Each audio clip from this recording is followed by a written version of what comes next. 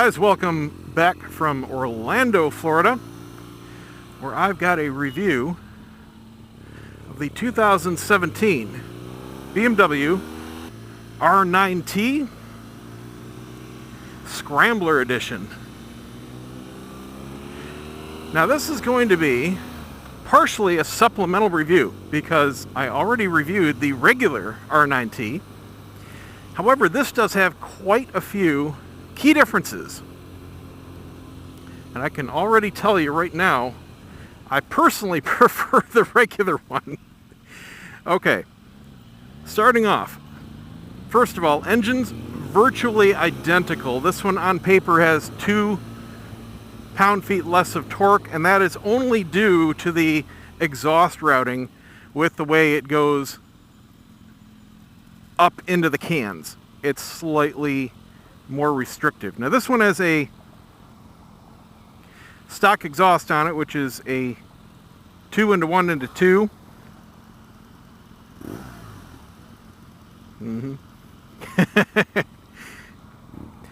It's got the same 1200 boxer engine, same amount of really usable power.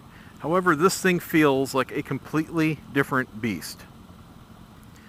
Alright, now one thing right off the bat, this does not like to go into first gear. That's twice now I've had to let out the clutch in neutral and basically double clutch it into first. I didn't have that issue on the regular one I rode. Alright, key differences with this guy versus the regular NineT. Number 1, seat height. This one is almost 2 inches taller. I have 0 clearance underneath me. I'm standing up. The pegs are right where my legs are, and it takes up every bit of room that you possibly have. Same get up and go, same great torque, same great kick when you upshift. Not nearly as good sounding exhaust as that regular version with the acro exhaust. It's day and night different. This one's just okay sounding, but it still performs well. Some other big differences. These mirrors, they're okay, but there's one weird thing about them. They are convex. They're a little weird to look at. I've never seen these, at least stock, on any other motorcycle. And when you look at things in the distance, it's kind of got that funhouse mirror effect. Now I'm looking at the rider behind me there, and you probably see him in the camera okay. And he looks normal, but behind him everything just kind of shifts around. It's weird. See the big Ferris wheel and the strip here in Orlando in front of us. So the controls, very familiar. Won't go through all of that again. Another difference is the gauges. This is a even more simple design. Now the regular version is very simple. This one is all in one, obviously. We've got a sweep speedometer. I don't even know if this has a tachometer. I'm going to go through the options here, although I didn't see them at first glance. You have a very small little basic LCD display underneath in the bottom. Right now it says engine temp. I don't know if you can read that. 207 degrees Fahrenheit already. You've got a button here that'll cycle through the different things. You got a clock, odometer, trip 1, trip 2, trip A, and then back to engine temp. When you're standing still, it will give you an option to go into a setup mode. But I don't see a tachometer. So maybe that's in the setup menu. I'm not 100% sure, but it may not have one. The other indicators are very small. We have a generic blinking left and right indicator for your turn signals. Right now I have the right one on, but it doesn't tell you left or right. Not a huge deal. Kind of old school. We have grip heaters. We've got 2 levels. And off. Stop start switch. You can turn the ABS on or off. This is meant more for off-road duty, or at least mixed duty. We've got pretty knobby tires going on down there.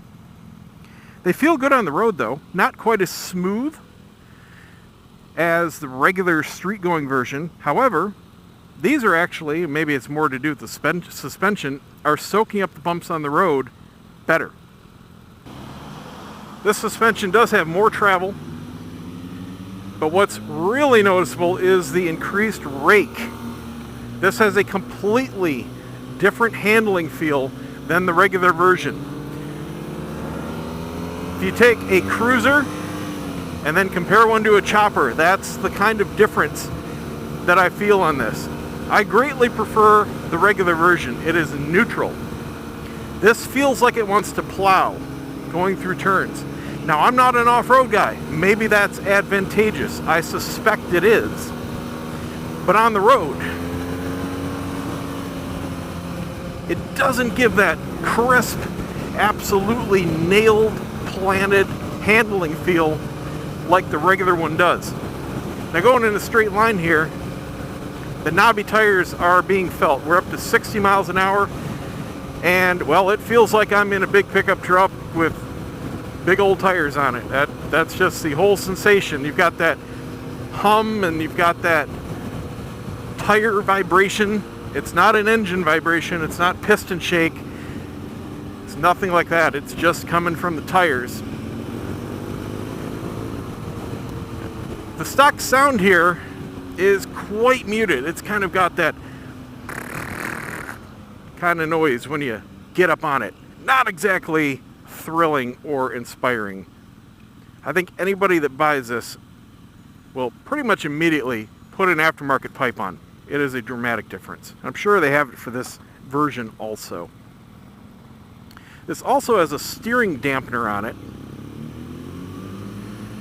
and you can feel it. I think in combination with the different rake on this, especially at low speeds, it just feels like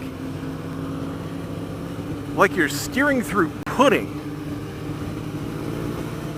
It's hard to describe. I feel it more when I come back. Like when I just shifted into this lane and then I straighten back out. It feels like it's fighting me. Like there's somebody guiding the front end. That's when I'm feeling this stabilizer. Now again, probably very advantageous when you're doing anything off-road. And if you can see it, it's got nice big fork gators up front too. It is much springier. The regular version has a much stiffer, sportier suspension. This one has much more front-end dive when you brake. And it bounces. It's more compliant. I think it's just that added suspension travel, which is also eating up all your seat height. The actual rider's triangle is identical to the other version. Still on the cramped side as far as pegs if you're a taller rider like me, but very comfortable. My legs are falling right into the tank. Perfect cutouts, absolutely no pressure points. Staying nice and cool. Temps up to 241 degrees. I don't feel a thing even sitting at these lights, and we're in Orlando. I don't have an external temp on this, but I know it's in the mid-80s already right now. It was 80 when I rolled in this morning, hours ago. That's a great sounding exhaust on the double R in front of me. I can really hear it when he downshifted.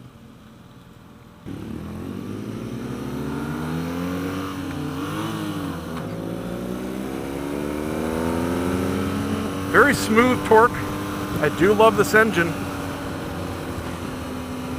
Now, I said in the regular version review that it feels like a bigger engine. I think psychologically, because of the sound, this one feels like a smaller one. It's got the power, and it's very linear, but it doesn't have the excitement. There's just something visceral missing. Woo! Somebody's cooking hamburgers, and that smells so good. Sorry, a little distracted. That was yummy. Benefits of riding a motorcycle. Of course, it's a detriment when you're behind a septic tank pumping truck, which we have a lot of down here. So there you go, guys. There are your key differences between the Scrambler edition and the regular. Really depends on what you're going to do with it, but I can tell you, if you are just riding it on the street, I believe most people at least are going to greatly prefer the regular version. So make sure you ride both of them. Don't look at them and on paper just assume, oh, well, they're almost the same thing. They're not. They're quite different. They ride, feel, and especially sound like two completely different bikes. They really do. Aside from the acceleration numbers and braking, these are two different animals for two different things. That's it. Thanks for watching. If this video sucked, give me a thumbs down. But if you enjoyed it, I would greatly appreciate a thumbs up. Subscribe for more and tell all your friends. See you next time.